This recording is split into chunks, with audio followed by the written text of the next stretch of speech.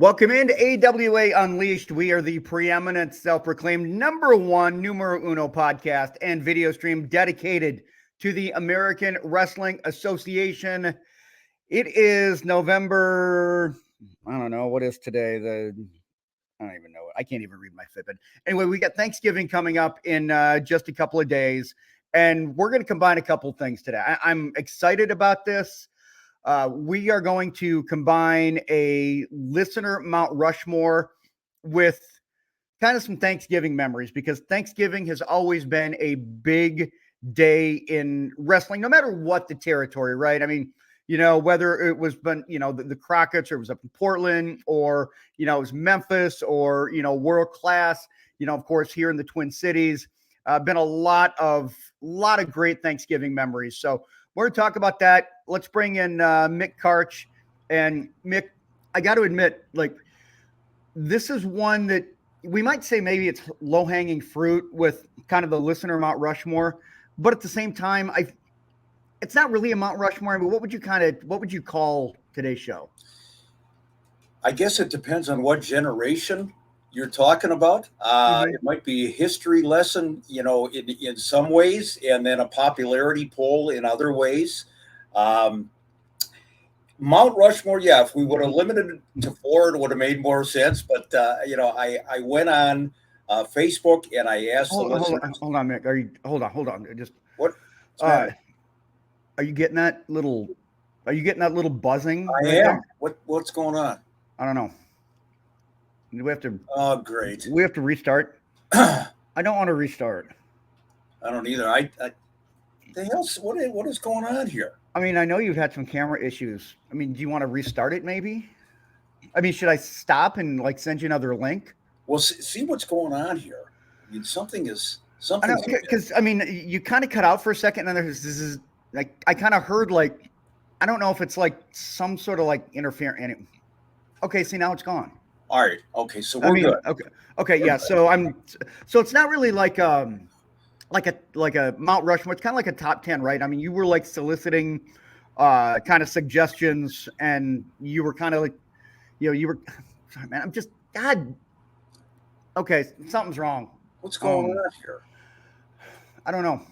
Okay. See, now it went away. God, damn it! Are you getting interference here? I don't know. I mean, are you not? You're hearing it, right? I'm hearing it. Yeah. I mean, okay. And maybe if I reset. I think you need to. Hold on, I'm gonna reset my microphone. To the bottom of this. Yeah, reset my microphone right away here. Yeah. Okay. Google Chrome using it. Okay. Anyway. Okay. So it was listener suggestions, and kind of like a top 10 of all-time best performers, or popular, likable. I mean, what would you? I mean, I guess what would you classify it as? Because it's not a Mount Rushmore. It's more than four. The problem is that there were no criteria. There were no direct criteria. In-ring performance, your favorite, whatever, best promos. Just want to say, who are your 10 most memorable AWA characters? So we went online. We got a great response, and we're going to show the results today. We left it up to the people. Awesome. And you know what? Something's going on here. Are you still hearing that? Yes, and I just got a glimpse of something. Okay, I'm not seeing it. I'm not seeing it at all. Anyway, okay. Well, before we get into that, want to tell you first of all, I'll put this up. It is a Mount Rushmore suggested to Mick. You can see the 7th Avenue Pizza, great frozen pizza, you guys. If you're looking for the best frozen pizza on the market, again, 7th Avenue Pizza, 7thavenuepizza.com. Soda Stick as well. And if you're looking for, hey, it's hoodie season, you guys. Oh, is it ever? I mean, you can get your personalized hoodie with your gimmick, your name in there. And, I mean, everything's a gimmick in wrestling. That's what I'm realizing. You could say I have not used the word gimmick so much since we started this podcast. It's like everything is a gimmick. Everything's a gimmick. That's right. So life is a gimmick. Yeah, life is a gimmick, my friend. Life is a gimmick. Yeah. And finally, join us on all your favorite platforms. YouTube, I know, is particularly popular. Apple, Spotify, Pandora, Google, Amazon. Okay, what the fuck? Okay, We apologize. What is? Wait a minute. Do you see? Okay, are you seeing it? Because I'm back. Because I'm like the one that sent the link. You seeing this? Oh! Oh my God! What the hell? How'd you get in here? Is in the house. I thought Halloween was over. Nobody gave you the key to the house. Oh! You know what? Sometimes you just gotta blast through that wall. Oh! Oh my God, that's a horrible pun. Well, thank you. But I'm on a horrible podcast. No, I'm kidding. I'm on a great podcast. Hi, Chris. Hi, Nick. How you guys doing? How did this happen, Tubbs? Don't look at me. I sent the link to you. Did you forward the link to him? Are you kidding? Well, I am a hacker, so I got the link, and I thought I'd just surprise you guys and join in. Hope the ratings don't plummet, but we'll see what happens. Well, you know what? As long as you're here, why don't you stick around from here on in? Okay, Vern, am I going to get the weekly nickel? Good morning, guys. How you doing? Morning, Joe. It's going to be great to have you. I love it. This is going to be awesome. Thank you thank you so much for joining us. I know that we're excited to have you. I mean, all, joking aside. So this is going to be awesome, Joe. Welcome to the crew. Well, I appreciate it. Thank you for having me. We talked, and for whatever reason, I guess you guys thought that I might be able to bring some value to the table. So let's see if I can do that. And Some is the I operative word there. I didn't put the value of that some, but some is more than zero. So I'm shooting for one. Well, we needed a third guy, and Silo Sam wasn't available.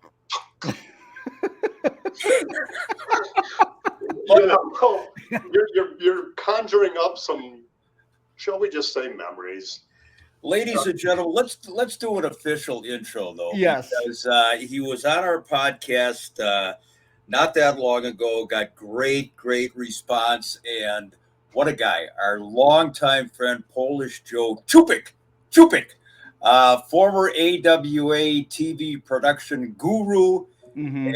And Joe is going to be joining us from here on, unless something drastic happens, Unless he gives the link to somebody else, and then we'll have it. That's right. But Joe, it's great to have you, and I think this is a perfect first show for you to jump in on. Well, I have to start by apologizing for all that static and interference that you had at the beginning of the podcast. I thought it was going to be much smoother, I got to admit. Yeah. Well, it was just slight static, and then this pops up, and there's a reason Larry Nelson did not want me to be broadcast on television. It's this face right here. Wow. Oh, Larry, if Larry was here, he would have been jumping up and down and saying, "What in the blue hell? You broke the wall." Oh God! Another reference to the blaster. There you go. All right, and we got a show to do today. We can't fuck around with you for an hour and a half. Come on, let's. All right, let's do it. So that being said, we're going to go through the top 10 favorite performers or most, notable performers. This is a listener suggestion, by the way. These are, and it could be a wrestler, could be a manager, could be a broadcaster, could be an executive. And full disclosure, I saw the list. I did not see either one of your names on there. I don't know if that'll ruin the buzz.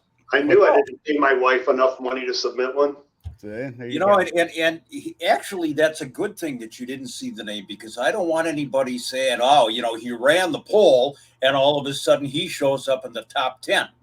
I don't want that. You don't want it to. This is not Elon Musk on Twitter. That's this exactly is not manipulating the poll. All right. So again, this is listener response, and these are based on votes. These aren't just willy-nilly. This is your top 10. We're going to start with number 10. Yep. Let's go ahead and do it, Mick. Why don't you go ahead and you kick it off, my friend? All right. Let's bring up picture number 1. And this is the man that garnered the 10th most votes in the listener poll. Let's take a look at him. Where is he? Reading.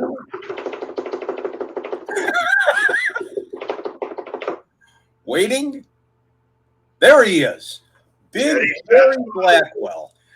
Jerry, number 10. And Joe, has there ever been a better big man in pro wrestling than Jerry Blackwell? Tough to say better. I mean, I'd be remiss if I didn't say Bam Bam Bigelow could be included into that. Jerry, you're right. I mean, the guy could do a drop kick, a standing drop kick at well over 400 pounds. I believe we listed him at 468 pounds or mixed weight after a Thanksgiving meal. But Jerry, deservedly, I believe, should be on this top 10 list. One of the nicest guys, a true Southern gentleman in every stretch of the word. What you saw on camera was not the real Jerry Blackwell. He was polite, always said please and thank you. A favorite of mine growing up, but I also hated him when he was part of the Sheik's Army and part of the greatest turn, in my opinion, in professional wrestling history. Yeah, and that's one thing that it kind of comes back to. You mentioned two things, Joe, right there. Number one, the Sheik's Army, but number two, that turn. It's like out of all of the turns, I think we hear, about, everything with, Bobby Heenan, cutting off Ray Stevens and that, but it's like, it comes down to Jerry Blackwell. Like that always seems to be like one of the biggest turns in the history of the promotion. Why do you feel, Joe, that Jerry Blackwell turn is always remembered that way? Nobody expected it. I was there that night. It was my before I actually was working with the AWA. I was there that night, and never in a million years did I expect or did I see that Jerry Blackwell was going to be attacked by Sheik Adnan El-Kaisi, Abdullah the Butcher, and King Kong Brody. Not to mention the fact Greg Gagne running from the locker room at the St. Paul Civic Center to help and rescue Jerry Blackwell. It was absolutely phenomenal for me as a fan in my pre-AWA working days. My favorite heel turn ever. Yeah, there's no question about it, and Blackwell does not get the credit he deserves. He was a phenomenal heel as part of the Sheik's Army, and that babyface turn, like you said, Joe, absolutely spectacular. So Jerry Blackwell gets number 10 spot, according to the listeners of the podcast. So let's move on to number 9. Wait for the illustrious Tubbs to put up the picture. Hold on. It didn't transfer over, so talk amongst yourselves for a minute. Okay. It did not transfer over. I thought I had it. Oh, hold on. Okay, now I've got it. Okay, you got it? We're ready? No interference, no fuzz, no static? No fuzz, no static. Okay, 3, 2, 1, go. There's number 9. And I was surprised that he did not get more votes than he did. In the 1970s into the early 80s, although in the 80s, he actually did a little bit of a heel turn. In the 1970s, nobody main evented more cards, I think, on a regular basis that was not a champion than Billy Robinson. Technician personified, Joe. Without a doubt, the man of 1,000 moves or holds. I remember watching him growing up, and I kept waiting and waiting for Billy Robinson to get that shot at the world champion, who happened to be Vern Gagne. Well, sort of saw it in the movie The Wrestler, but the end of it, you see Vern's foot coming into the shot, and boom, that was the end of the movie. Yeah. That was the only chance I ever got to see Vern Gagne versus Billy Robinson. Didn't satisfy what I wanted to see, and that was the match. But years later, you get into the business and you understand why you couldn't put a big baby face and a big baby face, and Vern was not going to get rid of the belt. He was going to keep it. I believe he didn't lose it to 75 to Nick? Yeah, 75. Yeah. And so, they did have a couple of matches, Vern against Billy, places like Chicago, and Vern was the kind of the subtle heel in those matches, as he was anytime he went against a babyface. This was really interesting. Vern was tremendously popular, but when he went one-on-one with a babyface, the crowd turned against Vern a little bit. And of course, they had, Vern maintained the title. And we've talked before, the reason Billy didn't get the title is because Vern didn't trust him. So two questions here, Mick. Well, let's go. Why don't you feel that Vern trusted Billy Robinson? Why didn't he give him Billy Robinson was what they call in the business a shooter, and basically he could handle himself against anybody and everybody. And he had a little bit of a temper. He had a little bit of an edge to him. And I think Vern felt that if Billy Robinson, for whatever reason, didn't want to give up the title or do the job on any given night, who's gonna take it from him? Okay. Who you gonna get from the locker room to go in and shoot on him? So Vern was very protective of the title, and it did make sense. Yeah. The funny thing about that, fast forward into the mid-'80s and look at what the AWA championship went through, from the Hansen incident to Lawler to yes. Sort of a foreshadowing, maybe, or I agree. Yeah. I agree. Yep. Excellent point. Yeah, and to get into Joe, I want to ask you, because Mick was talking about how Vern would kind of, if the fans turned against Vern, sometimes promoters or certain guys, they always want to be that baby face no matter what. They never want to be booed. Do you feel like that was it out of the ordinary? Do you feel for maybe a promoter to maybe be okay with being a heel if you knew that Billy Robinson would be the face, would be the good guy? Well, I mean, I can only speak to Vern, and knowing Vern as well as I did, at least I'd like to think so, he enjoyed the adoration that he got, and deservedly so. I mean, Vern was one of those guys. He would walk into a restaurant or wherever it was, people knew who he was. People, I wouldn't say cheered him necessarily, but there was like, oh my, there's Vern Gagne. Oh, let's go and shake his hand. Let's go and meet him. You're not going to be able to do that having even the slightest bit of being a heel. Vern was going to lose that when he walked into Mancini's or wherever it might be. He wasn't going to have that adoration that he loved. I wouldn't say craved. Maybe over the course of the years, it was something that he did crave. And again, fast forward past the 70s and go into his 1, 2, 3 comebacks.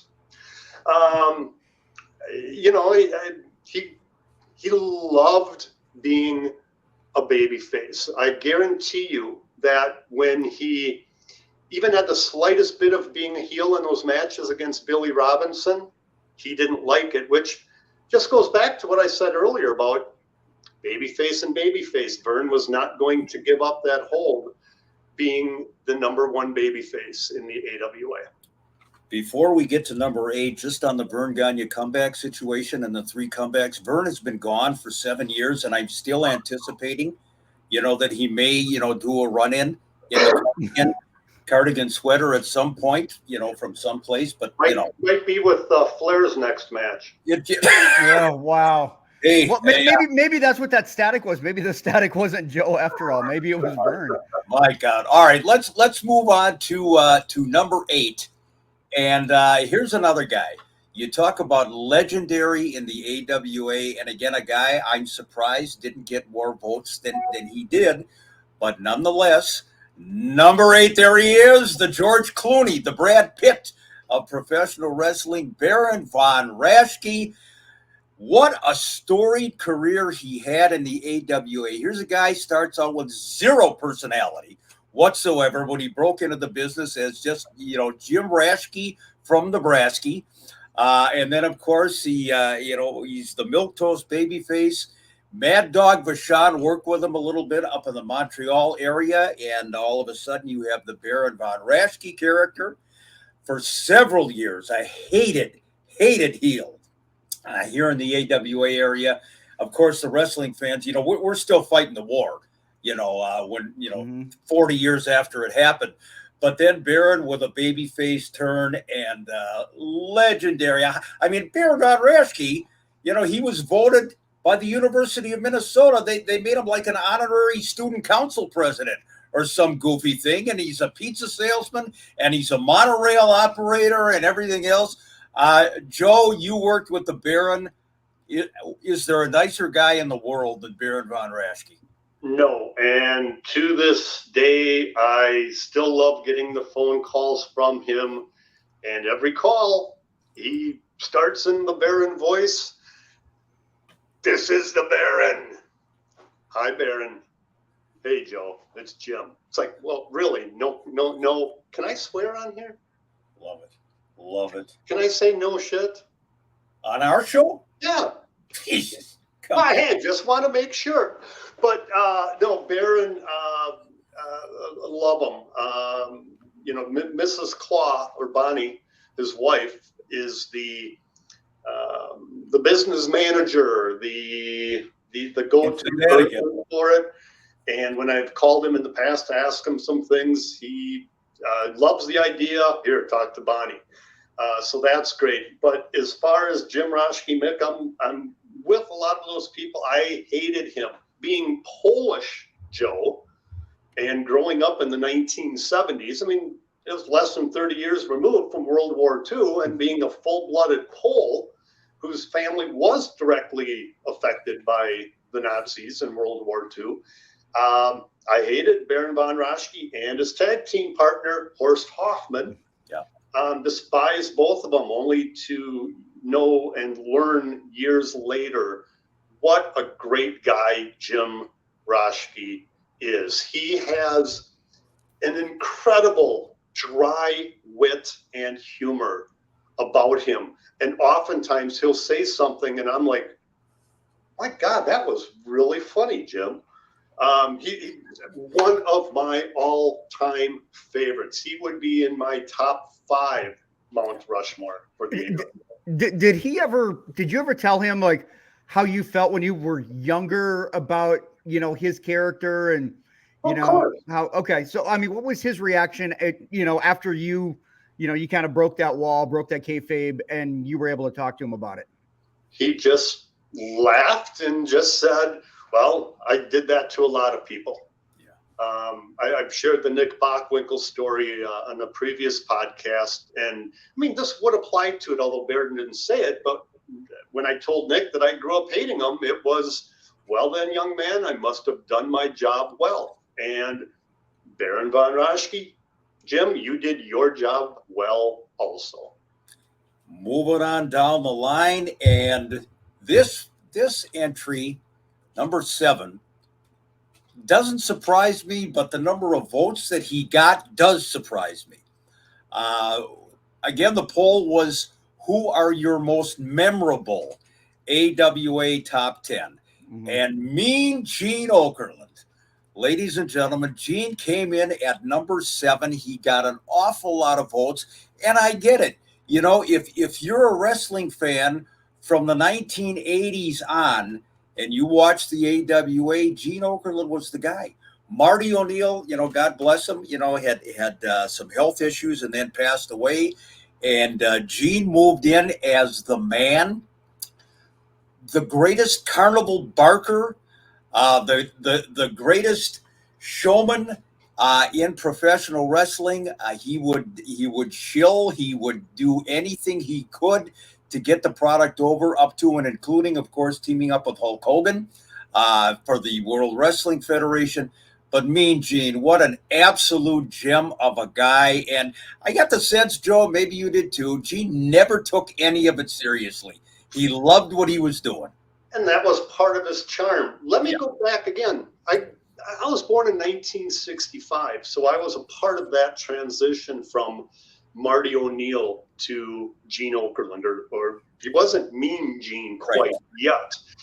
And I remember missing Marty O'Neill because even at that young age, I thought how good he was. Yeah. But then fast forward, and when Gene became Mean Gene Okerlund because of Jesse the Body Ventura, I will throw this out there that I think Mean Gene Okerlund helped make Hulk Hogan, Jesse Ventura, Bobby Heenan, and all of those guys because of how he could stand there. While Marty O'Neill was pretty stoic when he delivered. He was, you could say, a consummate interviewer, announcer.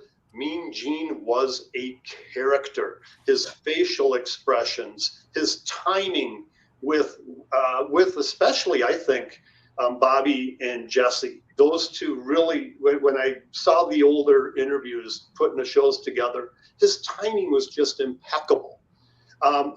Would Jesse and Hogan have done as well? Probably, but at that time, Mean Gene was an integral part of it, and there's a reason he was one of the first four that got snatched up by the WWF at the time. You made a really good point about Marty O'Neill and Marty's stoic methodology in interviewing somebody. Marty was more along the lines of a Gordon Soley, even more subdued than Gordon Soley. But Mean Gene took it to another level. I mean, talk about the ultimate carny, and I mean that in a good way. Love Mean Gene. I want to ask you guys this, because there was such a stark contrast from Marty O'Neill. Do you guys ever feel that maybe Gene would have gotten some direction as to, hey, we want you to be animated, or maybe don't be too animated? Or was that just Gene being Gene? Because, I mean, don't you ultimately want the focus to be on the performers and not necessarily the announcer? The whole business was changing. And I think Gene was a big part, as Joe said, about the business changing.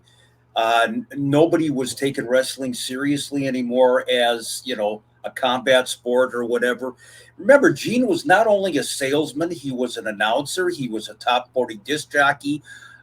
He had an ego, he had a personality, and boy, they tapped into it. And once it started rolling, they just expanded on it. And, they multiplied Gene times 10. And it was part of the whole business. Everything, the glitz, the glamour, everything changed. And Gene was a big part of it. Can I throw in a little quick side note on Mean Gene? And I have to, wrestling should give credit to Al DeRusha. Yes.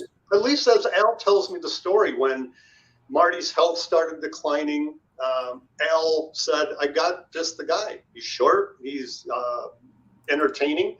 And it was Gene Leader. Yes. He worked at WTCN at the time.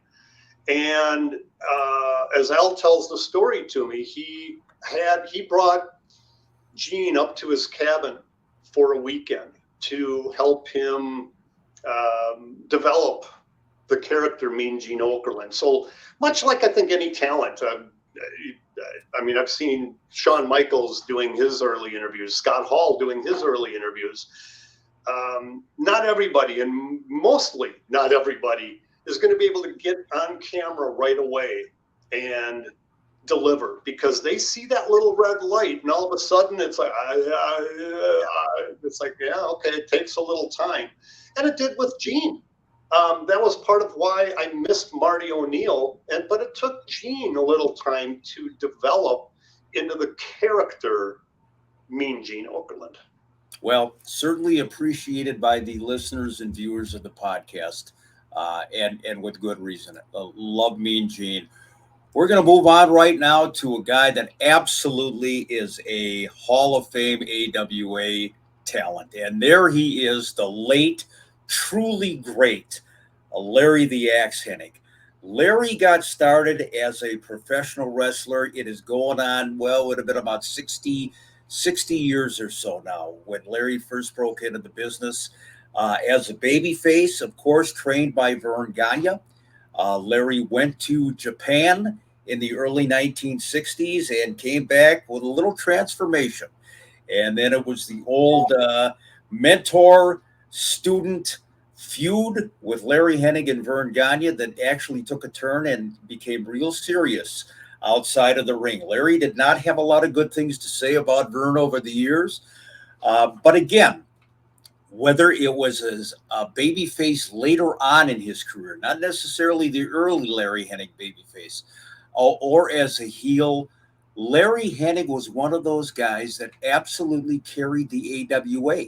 You know, whether you're talking about him teaming up with Harley Race or, you know, later on with Lars Anderson, whether Joe LeDuc and then Kurt eventually or what have you. Larry Hennig absolutely belongs on this Mount Rushmore. He did a lot of complaining about the AWA, but by the same token, 90% of Larry's career, he stayed here. He made good money. He was a fixture in the AWA and certainly a legend.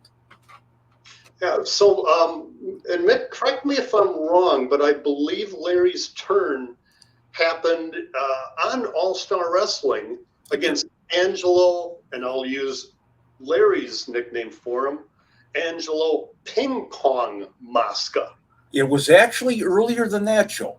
Okay. Larry's official babyface turn was in the fall of 1974. And the High Flyers were wrestling on TV, and they were getting a beatdown from the Heenan family. And particularly Greg Gagne, who Larry had referred to at one point as the son of Flicka. But on this particular night, Larry made the save, carried Greg out of the ring, saved him from the beating, and basically said, this could have been my son in there, and I'm not going to let this happen. This kid's got a promising career ahead of him. And boom, Larry Hennig, for the rest of his time in the AWA, was the consummate babyface. Great stuff. You're correct. I remember the match. It was highlighted in one of the pay-per-views that we did when we resurrected the AWA in the early 2000s, just doing video. But that match was so good. I played the entire, I believe it was 2 out of 3 falls, and I think, didn't Greg and Jim win the first fall? I believe so. And then in the second fall is when shit hit the fan. Larry came out and the whole thing. Phenomenal. And again, correct me if I'm wrong here, Mick, but wasn't that the debut of the High Flyers on All-Star or close to it? It was close to. They had not been teaming up for very, very long at all. And of course, you know, the Heenan family, you know, perfect foils for the High Flyers. And then Larry got involved. The rest is history. Great storyline, great angle, great TV, great wrestler. And I owe Larry Hennig a personal debt of thanks because, my God, did this guy put me over anytime he introduced me to somebody. And I am eternally grateful to Larry Hennig. So moving on. And how could this guy, this is number 5, but how could he not make the top 5? All-time AWA talents. Let's take a look at him. There he is. There's the mild-mannered, everybody's grandfather. Want to have him sitting at the head of the table at Thanksgiving. Mad Dog Vachon. And I have said many times, Mad Dog was kind of a journeyman wrestler. He'd been in the business for a long time. There was nothing Algerian about Mad Dog Vachon. You know, he was French-Canadian. The dog wrestled here in the AWA in the early 1960s and came in and he was actually doing jobs at some of the house shows. And then in 1964, all of a sudden, boom, they're promoting a feud between Mad Dog and Vern Gagne. And October 20th, 1964, the dog wins the AWA World Heavyweight Championship from Vern. He went on not only to hold that title on numerous occasions, but also the tag team title with his brother, the Butcher Vachon. Again, whether it was as a notorious spitting, gouging heel or as a babyface biting a chunk out of Jerry Blackwell's nose. Jerry Fatwell, that's right. And the man probably built the worst-looking casket in the history of caskets. I think some of those pieces are still flying overhead as the dog was hammering that casket for Jerry Blackwell. But legendary Mad Dog Vachon had to retire when he was the victim in a hit-and-run accident and had to have his leg amputated. But again, talk about the guys that belie their on-screen character. What a pussycat outside the ring. You brought up the interview where he built the casket. It is the most requested interview that I get that when I meet somebody in a bar and they learn I'm the AWA, it's inevitable that they bring up the pine box interview. Taboot. Mm-hmm. Yeah. Absolutely phenomenal. But here's one of the things that got me about Mad Dog. He was shorter than Mean Gene. Oh yeah, absolutely. And it was in an era pre-huge guys, at least across the border. My earliest memory of Mad Dog would have been a match at the Minneapolis Auditorium. Mad Dog against Big John Studd, a legitimate big guy, 6'6", 6'8", and the heart punch. And Mad Dog took about 3 of them. But you know what? It was a dog-eat-dog match, and he wasn't going to let Big John Studd get the better of that dog. So why how did Mad Dog get himself, if he's so, the stature was a little bit smaller and in that really big era, how did Mad Dog really get himself over then to the point that he was believable in that era of a lot of, bigger, tougher, stronger guys? Couple of reasons. First of all, imagine that you have a pit bull in a fight against a much larger dog. My money is on the pit bull. And Mad Dog Vachon, first of all, he was a legit tough guy. He was an Olympic wrestler. So from a technical standpoint, he could do it all. Anybody that you talk to in the business, Chris, they'll tell you when they're mentioning the toughest and the meanest of all, the legit guys, it was Mad Dog Vachon. So Mad Dog was very, very believable. What you saw was what you got. And not too many guys, I don't care how big you were, could match toe-to-toe with Mad Dog Vachon. Probably the most infamous story, the airplane story, which I know you guys have discussed, and there are so many different versions of it. I can't remember if it was Greg or Nick, but they tell the story, or maybe it's even Al DeRusha, but they tell me the story of after that incident when Vern called Mad Dog into the office about that.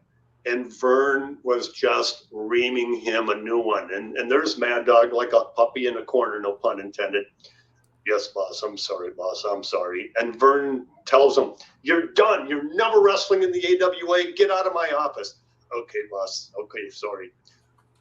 When's the next town? What could Vern do? I mean, here's your ticket. Here, you're going to wrestle here. I mean, you can't let go of the dog. Mad Dog Vachon, in so many ways, is absolutely legendary, and God bless him. He, as a lot of the guys do, his last couple of years were not real pleasant because dementia had kicked in with the dog, but an all-time great, no question about it. And so he came in at number 5 in the listener polling. Number 4, and I'm telling you, he's smiling there. But had he known that he was coming in at number 4, I don't think he'd be grinning that much. This shocks me. This shocks me that he'd be this low, honestly. Isn't that something? Because when you think of the AWA, you think of Vern Gagne. And not only as the consummate professional wrestler, not only as a Minnesota legend, not only as the heavyweight champion of the world, but the businessman, the icon, like Joe was saying a little bit earlier on, a true celebrity, a Minnesota hero. And I would have to say that based on my demographic on the Slick Mick page, a lot of the fans that voted maybe saw Vern later on in his career, maybe in the late 70s, early 80s. So he didn't garner as many votes as some of the other guys. They didn't get a chance to see Vern Gagne, the wrestler in the late 1950s, early 1960s. Not going to belabor Vern because Vern Gagne is Vern Gagne. He's Minnesota wrestling. He built an empire. And, Joe, you and I have had our experiences with Vern, but nonetheless, legend, period.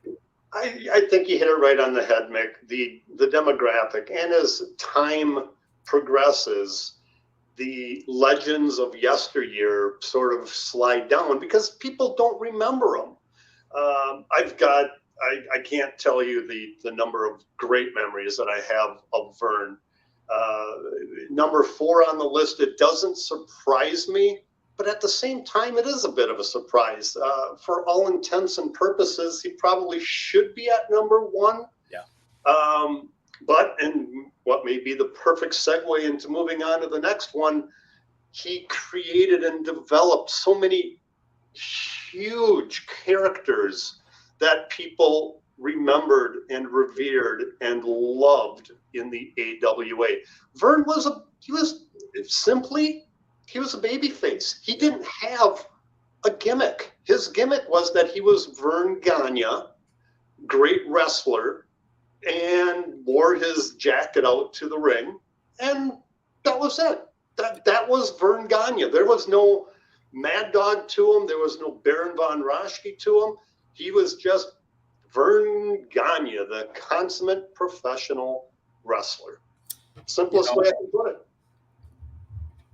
it. As we move on to the next one on the list, I would say about Vern, the only real knock I think wrestling fans, especially of later years, and there's number 3, would have about Vern was his longevity. I think he overstayed the welcome a little bit. His skills were certainly waning later on, and the big knock was he kept the title on himself for way too long. But it was par for the course in the business. So just real quick before we get on to the next one that we used to sort of highlight it. Here's what sort of irks me a little bit. So Vern made his 3 comebacks, and he was 61 or so when he had his last match, Wrestle Rock in the Cage against Sheik Adnan LKC. Yeah. Take a look at what's going on today. Ric Flair at 70-something, doing by all accounts, sort of smudged his in-ring ability from what he was able to do before. I've heard rumblings of Hulk Hogan after all of his back surgeries, of him coming in to do one more match. Vince McMahon Sr. or Jr., sorry. He was in his 60s and he was still doing matches.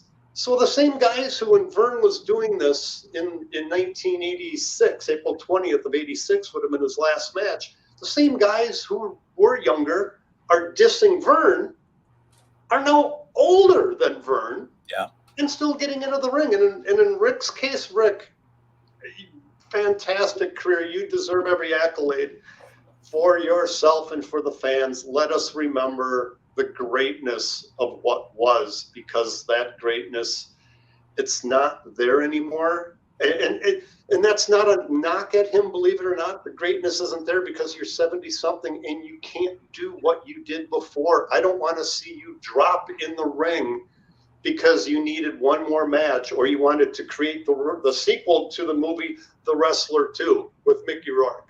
That's when I saw that movie, and then fast forward to when I heard that Flair was doing it, I thought of that movie instantly.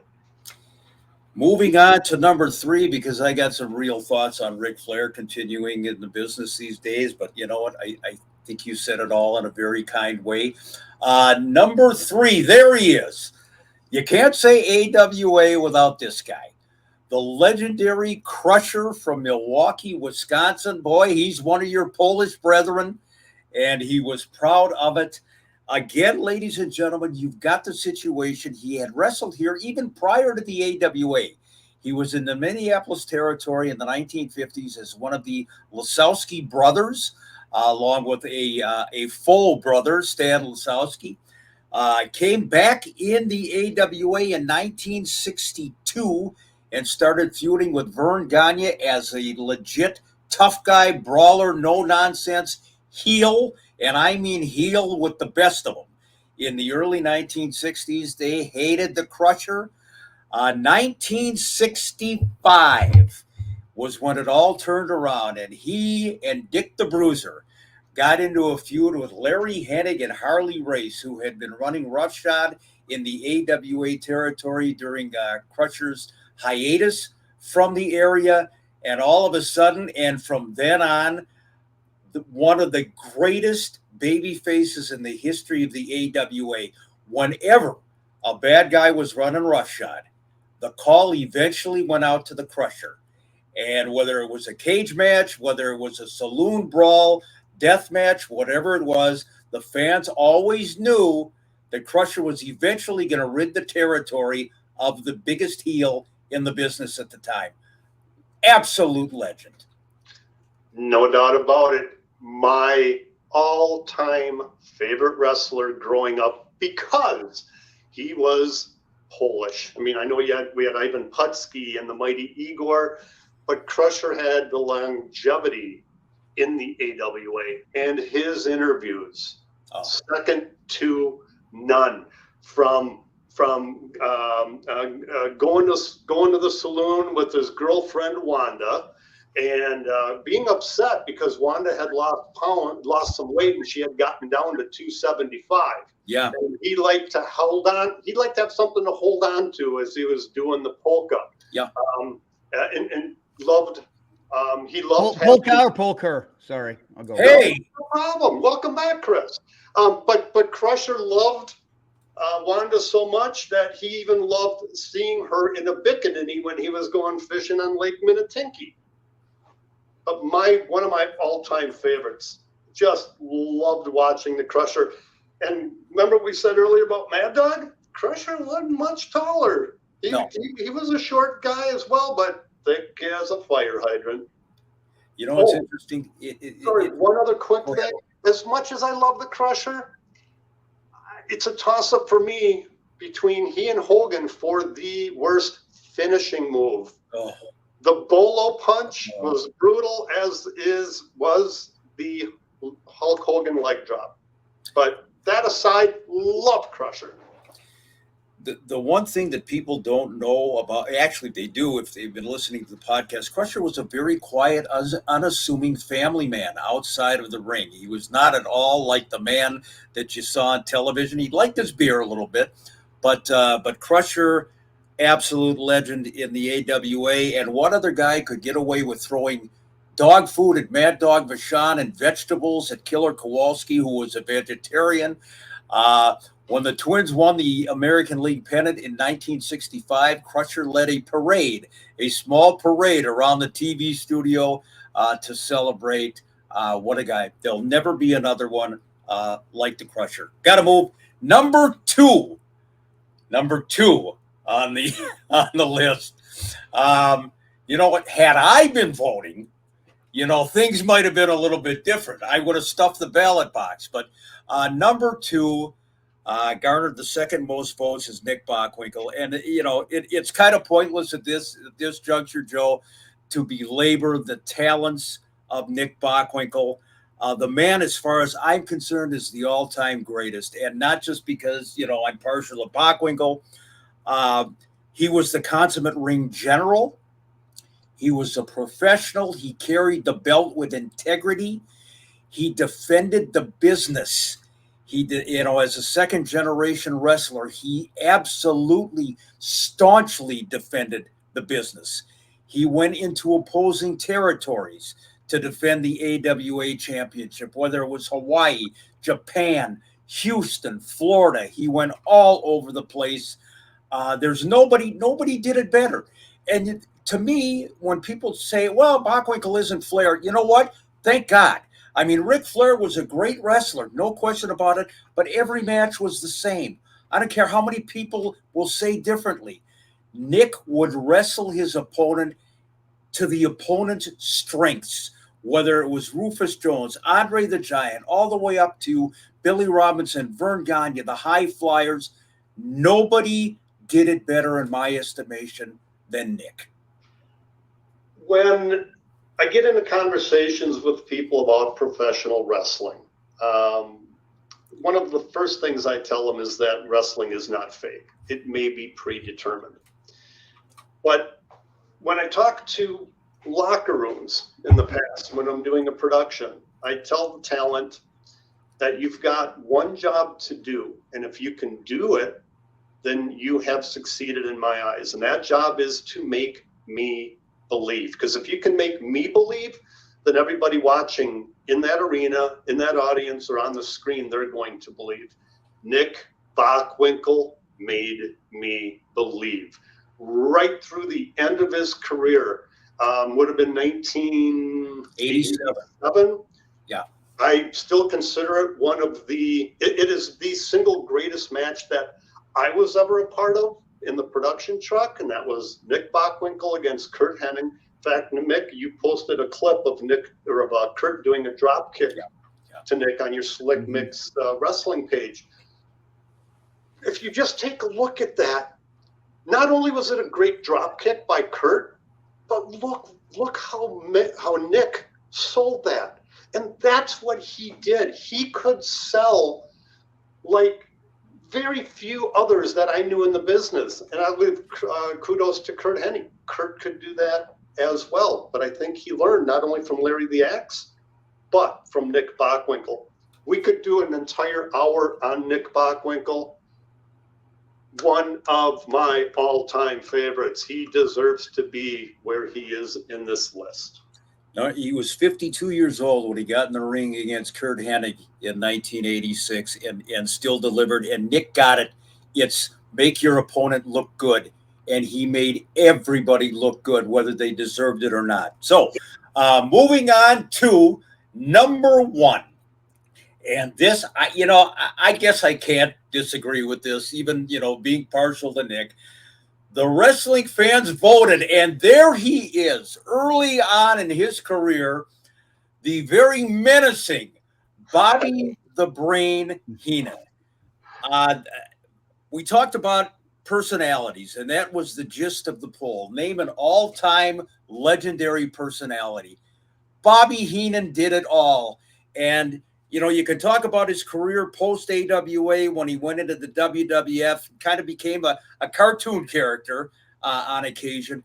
In the AWA, I've said it before, nobody got more heat than Bobby Heenan. Legitimate heat. The fans hated him. They attacked him. They hit him with hammers. They took shots at him from the balcony. I mean, this was the man. The man did it all. He could wrestle. He could manage. He could talk. The greatest, and I agree with Jim Brunzell. Jim says Bobby Heenan is the greatest all-around performer in the history of professional wrestling. Folks at home, you got it right. Without question, and I tell everybody that listens to me that exact same thing. I had the opportunity to interview Nick Bockwinkel.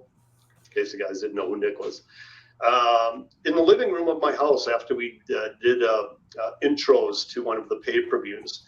And I asked him about Bobby Heenan, and Nick expressed the exact same sentiment. And then he would compare it, or not compare it, but tell the story of when Nick and Ray were tag team champions and Bobby was their manager, and they would go to a town. When one of them couldn't make it, that it was better for the Heenan family, better for the tag team that Bobby was in the match, because he would draw more heat and get more reaction from the audience than the three of them combined.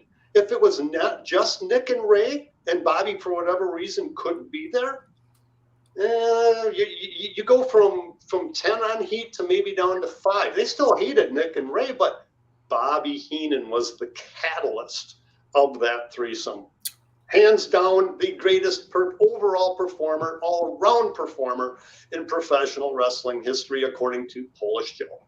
Let me tell you something about Bobby Heenan, and we're going to kind of wrap things up here. Bobby was very caustic on his interviews.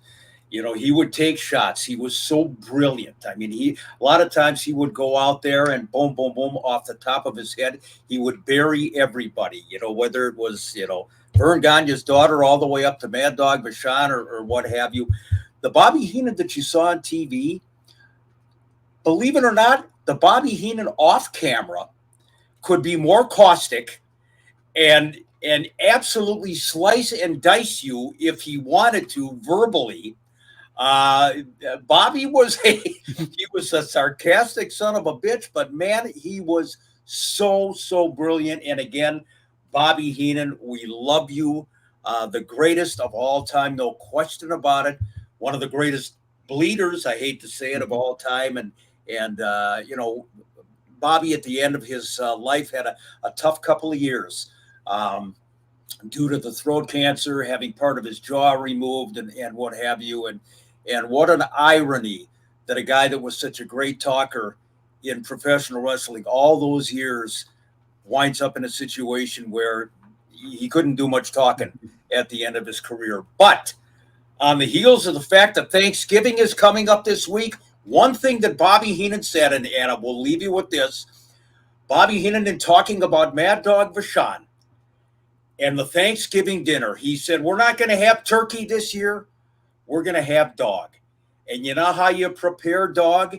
You don't put cranberries to it. You don't put stuffings to it. You put the boots to it.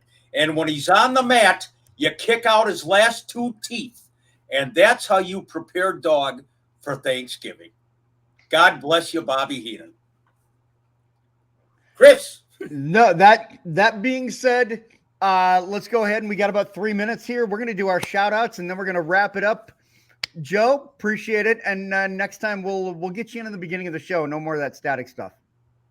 Well, hell of an intro I will have to give you, but I will have to, before your shout outs, I will have to apologize to you guys because I know you had the Thanksgiving theme. That's correct. Of this show. Yeah. I've been told I like to talk a little bit. So this is what you're going to get from Polish Joe. You might not want to have too many items on that outline because, and I got another guy sitting in the corner of my screen there, Mr. Mick Clutch, what was that? Mick Crotch, how's your crotch? But thank you guys. Hope you enjoy whatever insight that I can provide to it. I think I'm really going to like this. Talking about my wheelhouse, it is the AWA. 1 out of 3 ain't bad. Have a good Thanksgiving, Joe. We love you, buddy. Thanks. Happy Thanksgiving to you guys and to everyone listening. All right. Stick around, Joe. We'll get to you here in a bit. All right, Mick. My shout out. Yes, we got 2 minutes, and hey, you can hit your mark. So let's do it. Denver, Colorado's own Princess Diane Devine. I have known Diane. She's been in the wrestling business, in and around the business for 50, 60 plus years. A great fan, a great friend of the business. And Diane, I believe, just celebrated a monumental birthday. And I'm not sure if she wants to give out the number here on the show, but Diane, love you and take care of yourself. Got to meet up with you again one of these days. And I'm going to go with Justin Clapper at Clapper77 on Twitter. Again, thanks for always retweeting and interacting with the Twitter account. So for those of you that are on Twitter, still on Twitter, thank you guys for that. That being said, let's go ahead and take care of a little bit more business. It's hoodie season, and we work with SodaStick. SodaStickCO.com. Get your personalized hoodie, get your black and white t-shirt, use the promo code UNLEASHED for 15% off. Now that we're getting into the holidays and, Christmas and whatever you might celebrate, get it's great for something, great stocking stuffer, great for underneath the tree. And it's a great way to support the podcast. Also 7th Avenue Pizza, 7thAvenuePizza.com if you're looking for great frozen pizza. And I know we were going to, also the fan page, before I forget, join our AWA Unleashed fan page, just to go ahead and one of our moderators will go ahead and, they'll accept you in. Also, wherever you get your podcast, YouTube, Google, Spotify, Amazon, iTunes, whatever, just go ahead and click the subscribe on YouTube. That being said, I knew, Mick, we got about 30 seconds. We were going to get the Thanksgiving thing in. We'll eventually get it because I know, the holidays is a big time for wrestling, but we'll get that in sometime. I felt like this was too good to try and rush something else in. No, it was great. I think maybe we do the Thanksgiving show on the 4th of July. Sounds good. Okay. Sounds good. Makes sense to me. I mean, it's wrestling.